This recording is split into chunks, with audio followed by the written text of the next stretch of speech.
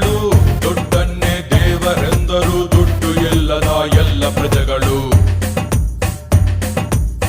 ನಾನೆಂದು ಅವರು ಇವರಂತೆ ದುಡ್ಡಿನಿಂದೆಯೇ ಹೋಗಲಾರೆನು ದುಡ್ಡೇನೆ ನನ್ನ ಹುಡುಕುತ್ತಾ ಬರಲಿ ಅನ್ನುತ್ತಾ ಕಾಯಲಾರೆ